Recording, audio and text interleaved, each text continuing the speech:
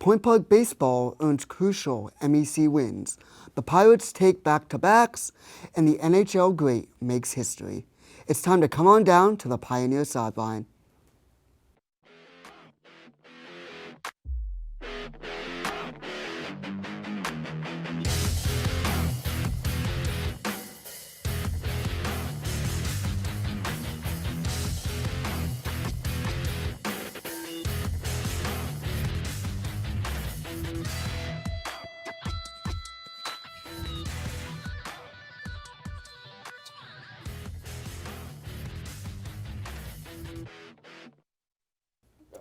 Good evening and welcome to Pioneer Sideline. I'm your host, Nick Shermito, back for another week of breaking sports news. Point Park took on Fairmont State in a two-game series on Monday. In Game 1, Fairmont State got on the board with a 3-run home run from Ryan Goff in the bottom of the second. The Pioneers would strike back in the top of the fourth when a sacrifice fly by Luis Gonzalez would bring in Joseph Paluski. Then Gonzalez would smash a 2-run home run to get the game tied up at 3-3. However, in the bottom of the seventh, Tyler Haskins would walk it off for the Falcons with a single to center field, which would score the game-winning run. In Game 2, Fairmont State would take an early 2-0 lead after Quentin Reap's single would score 2 in the bottom of the first. However, in the top of the second, Isaac Santana got Point Park on the board with a solo home run to cut the Falcons' lead to 2-1. In the top of the sixth, Christian Tavares singled to right center and brought home 2 runs to give the Pioneers the 3-2 lead, which would end up being the final score. Pioneers now sit at 22-10 overall and 11-5 in league play. The Pioneers will take on West Liberty in a 4-game series on Saturday and Sunday, starting at 1 p.m. each day. Now to Edmie Adalis for a recap on softball's recent games. Edmie? Thanks, Nick. Point Park softball dropped its doubleheader on Monday, April 7th against Frostburg State. Pioneers ended the day with an overall record of 11-16 and 6-7 in conference play.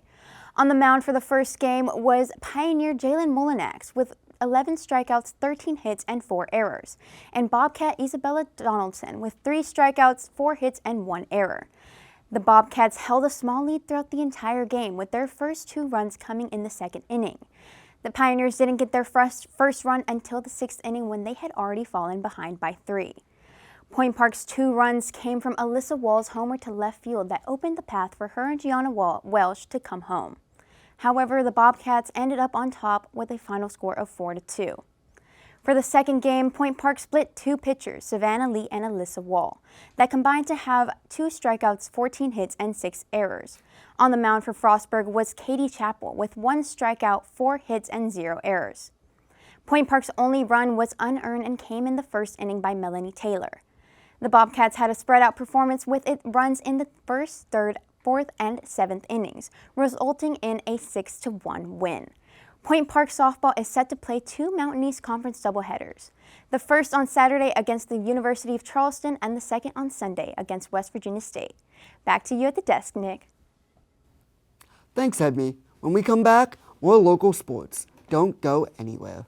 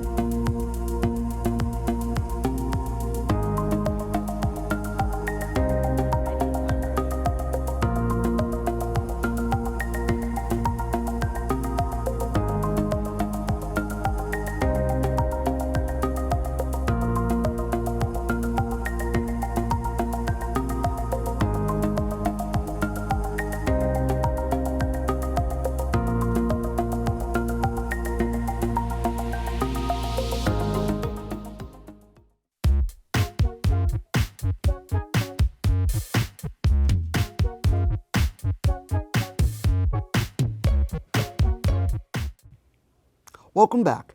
Now that's all for Point Park Sports this week. But what's to come in the week ahead? Track and field wraps up the outdoor seasons, competing in 2 meets this weekend.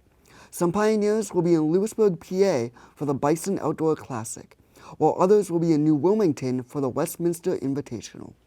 Conference play continues for baseball and softball as softball plays some doubleheaders on the road against Charleston and West Virginia State University.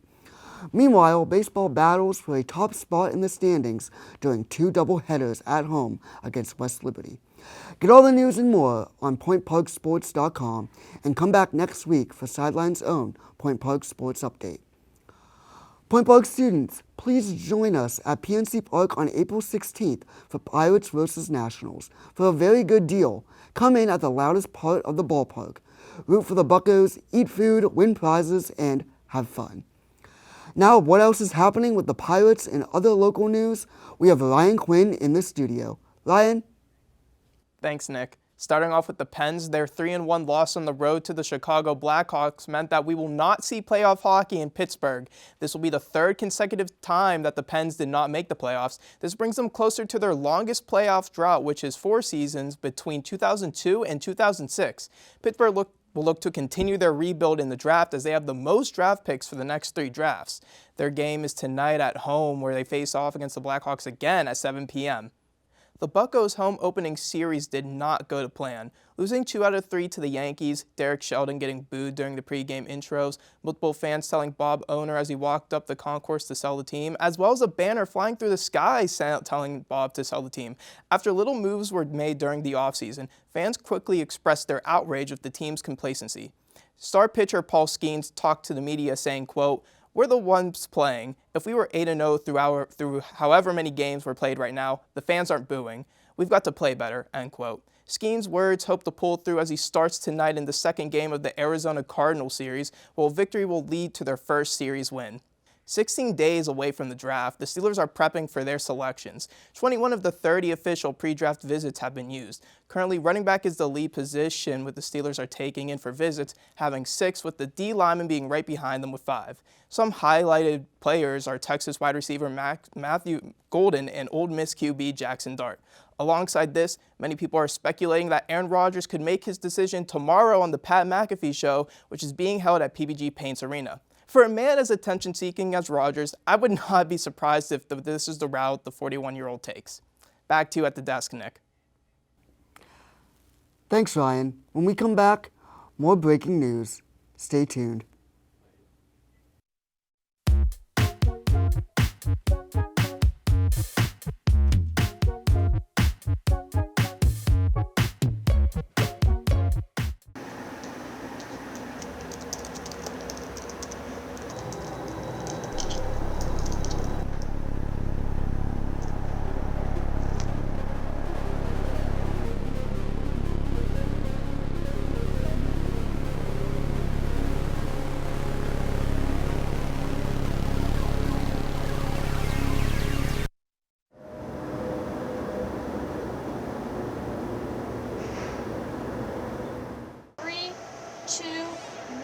Take them, cue them, open their mics.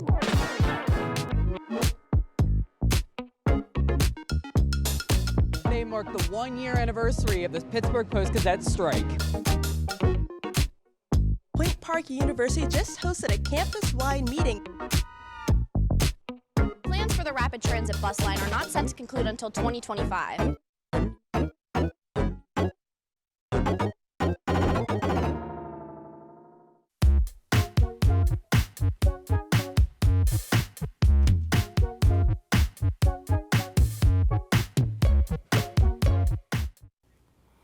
Welcome back.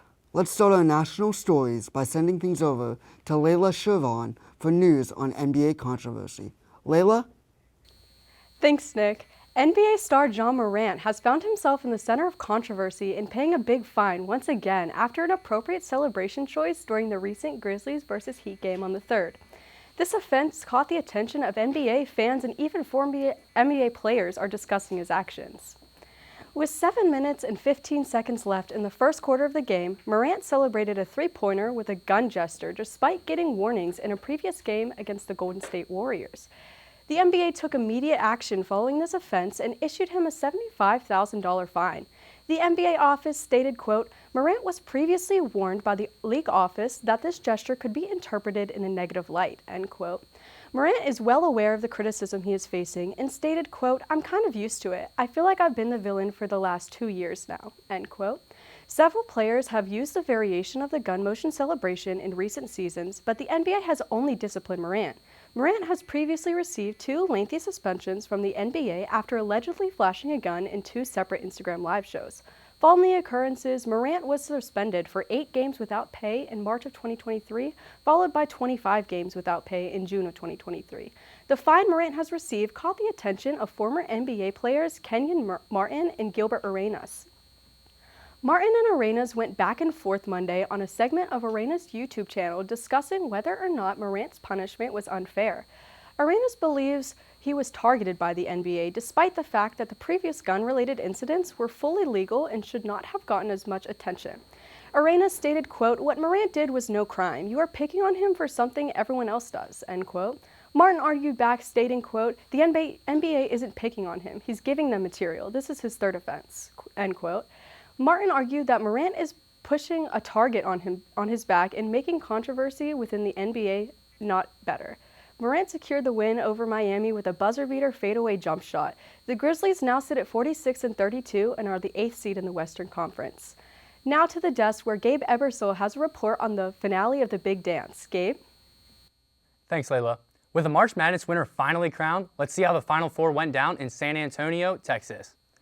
Florida punched their ticket to the national championship with yet another rally, following the lead of Walter Clayton Jr. to overcome an 8-point halftime deficit against the top-seeded Auburn. Clayton heated up when it mattered most, scoring 20 of his 34 points in the second half and becoming the first player with 30-plus in both the Elite Eight and Final Four since Larry Bird. A gritty matchup with only 6 fast break points all day, the Gators lead on their rebounding advantage to come out on top in this one, 79-73. On the other end, Duke Blue Devils held a 59-45 lead with only 8 minutes to go, but suddenly they couldn't take the lid off of the basket. Scoring only 1 field goal in the last 10.5 minutes, Duke finished their 2nd lowest scoring total of their season in this one. Houston then employed their patented hounding perimeter defense, and the lead chipped down to just a single point after a 3 and a put-back dunk. 19 ticks left. Tyrese Proctor to the line for a 1-and-1, and not only does he miss the front end of it, freshman phenom Cooper Flagg is called for an over-the-back, with now 2 free throws going the other way.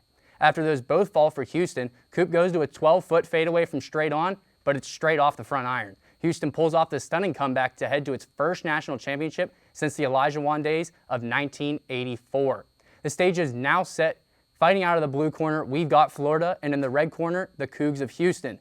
A defensive showing early. Neither team could get the 3 to fall consistently or build much of a lead. Heading to the lockers, Houston held a slim 31-28 lead and Walter Clayton Jr. to 0 points on 0 for 4 shooting, all threes. The Houston lead would inflate to 12, but Florida has won the Turning Points All-Tournament and doesn't stop now.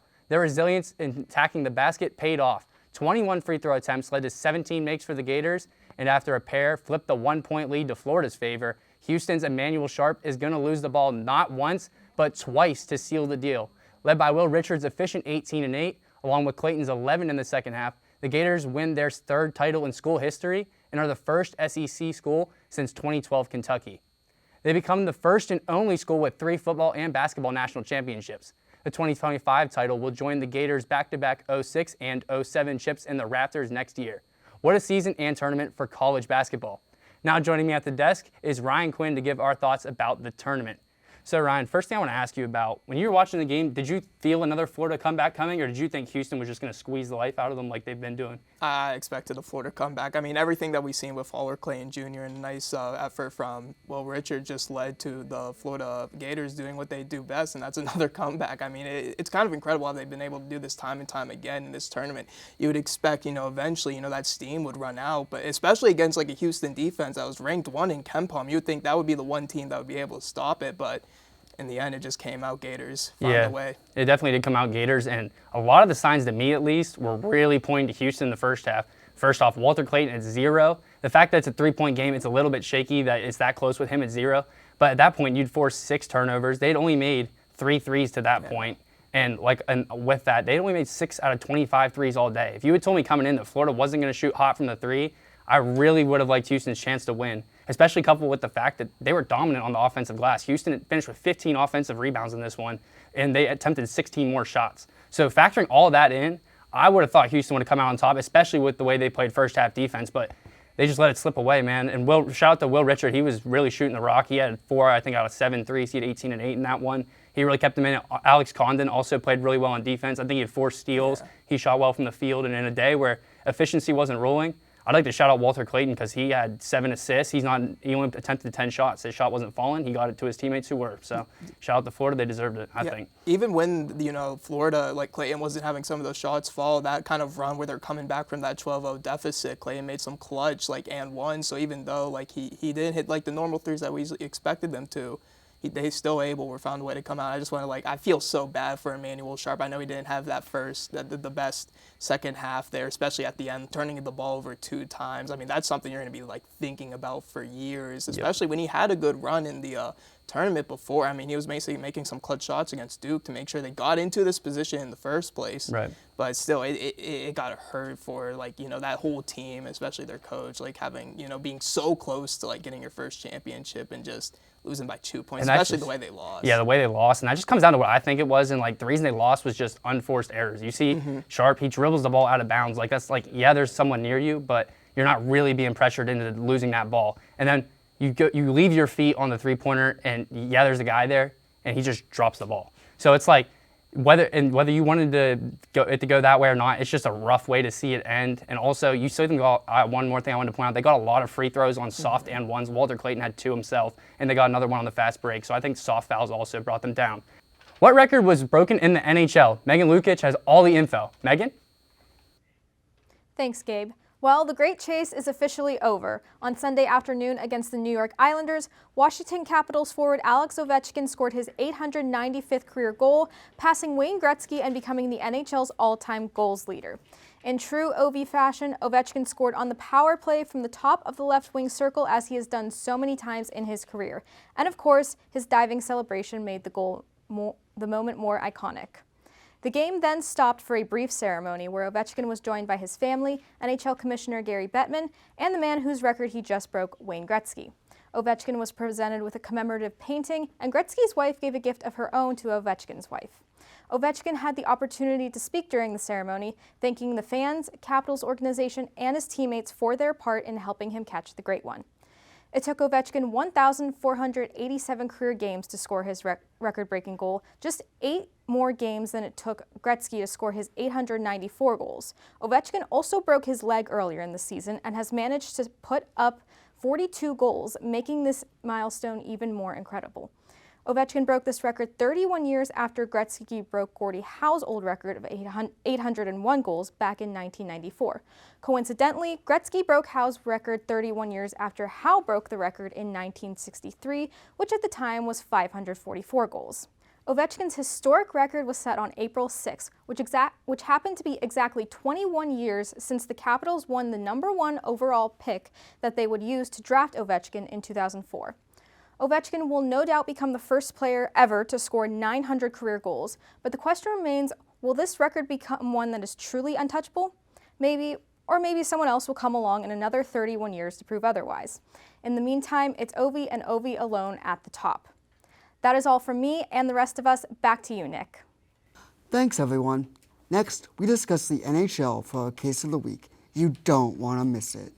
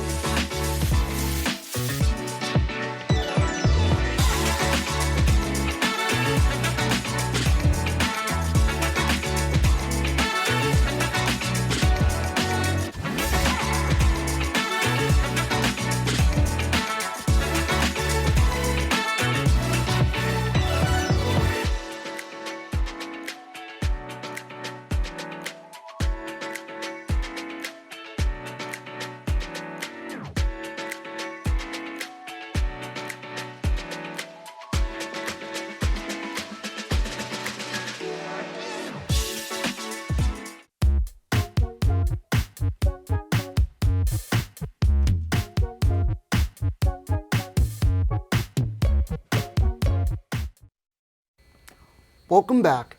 With the NHL season soon hitting playoffs, it's almost time to decide who's going to make it.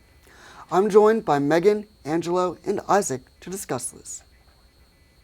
So, obviously, the playoffs start in a few weeks here. What are we thinking? Do we think the playoff seeding, at least, is decided already, or do we think someone else is going to sneak in first? I think the West is basically decided with the wild card spots. I think the Blues going on that 12-game winning streak certainly solidified that, and the Canucks were an option to make it into that final spot. They've just kind of fallen off of a cliff. The Flames haven't gotten the offense they've needed, the wins they've needed, so I think St. Louis and Minnesota will take those 2 spots.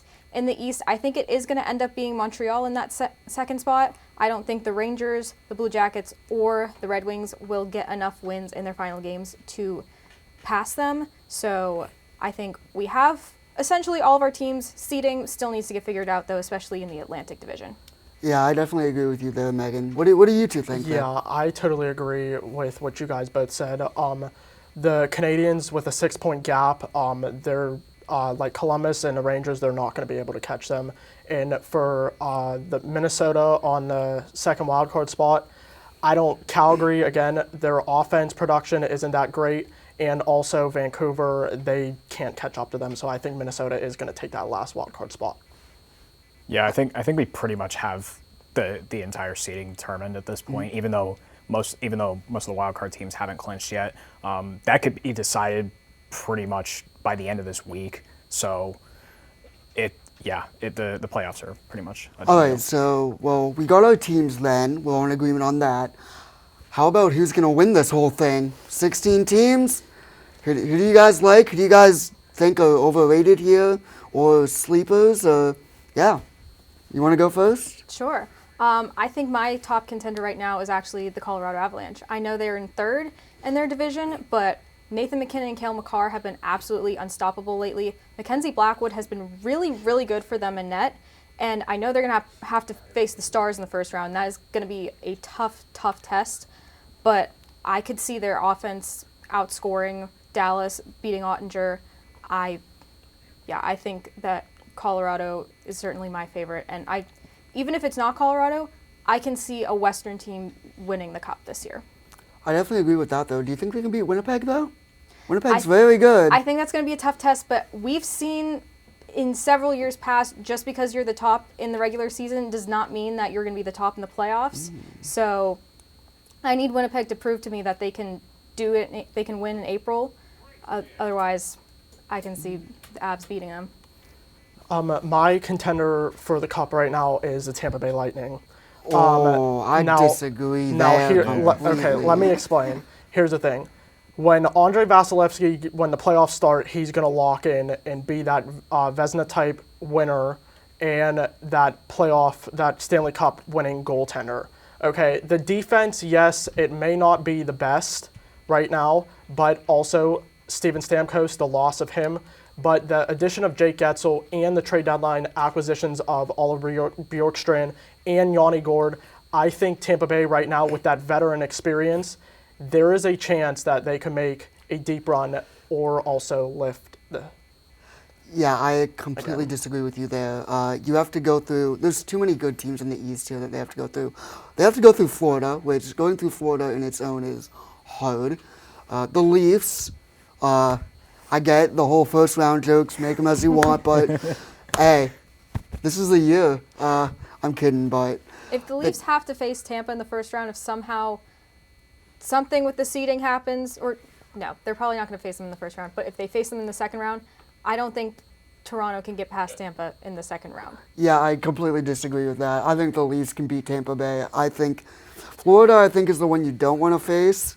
If you're the Leafs, they're probably, right now they're projected to play Ottawa, which, the Battle of Ontario will be great, but I think the Leafs got that, in 6. But yeah, Isaac, go ahead, by the way. Yeah, Megan, I like the Avalanche pick for sure, but I'm actually going to go the opposite side of that. I think Dallas is a big-time contender. Now, hear me out. I know they're going to be missing Heiskanen for at least the first round, maybe even longer, but the addition of Mikko Rantanen is huge for this team. It cannot be understated how big that is. He's playing very good, Yeah, too. he's playing really, really well. So they got a future star for that team, and it's going to be a solid playoff run for him. That series is certainly going to go 7. Oh, can see it going 100%. 7, Yeah. 100%. I would, even though I have the Avs winning that probably, I would not be shocked if the Stars came out of that one. Oh, either. absolutely. So, Also, underrated point. Jamie Benn's playing for a new contract, so he needs to have a good playoff run. That is true. And Dallas is going to get, you mentioned Heiskanen. I mean, they have a few other injuries, and a Seguin's hurt, and a few other players for them. They're going to get healthy, and they're going to be back as well. Yeah. So, yeah, I mean, is there any other teams that may, wild card teams that you think guys can go on a deep run or anything? Or do you think it'll be the top teams this year? I would say the one team coming out of the West right now in the first wild card spot is the St. Louis Blues. Now, they just lost to Winnipeg last night, which ended their franchise record 12-game win streak. But looking at their team, they're close to having that team just like in 2018-19 when they lifted it. I just think Jordan Binnington, if he can solidify himself just like he did when they lifted it, I mean, they're looking scary. I agree with that. They are looking scary. I agree. I wouldn't really, after that 12-game winning streak, even though they're going to be in a wild card spot, I don't think I would even really call them a sleeper. I think if they end up with the first wild card spot and don't have to face Winnipeg and they face Vegas instead, I could certainly see them beating Vegas and then beating either LA or Edmonton and making it to the conference finals. Whoever they face in the final, it could be Winnipeg, Dallas, Avalanche. We've talked about those already. Mm-hmm. I don't think they could get past any of those teams, but I could see them going that far to the conference finals for sure. I think Montreal could surprise a lot of people. I know they're going to be the last team in, but I think they really do have a chance. I know it sounds insane, but I want them to do so well. See, I agree with you because even though I do like the Leafs, I have a soft spot for the Habs. I think the speed and how fast that team is can definitely contend against Washington. Do I think they're going to beat Washington? No. And getting to my next point here of teams that I think that are good, who I don't think are going to go far at all, I don't see the Capitals making it past the second round. Wow. They're too slow for me. They were too focused on Gretzky's record. I just don't think they have the team to get even to the conference finals. Well, I know they're certainly going to be focusing back up. I saw literally today that Ovechkin was asked to go on the Tonight Show after his record, and he was like, no, I have to focus on playoffs. So we'll see, but I agree with your point about the speed.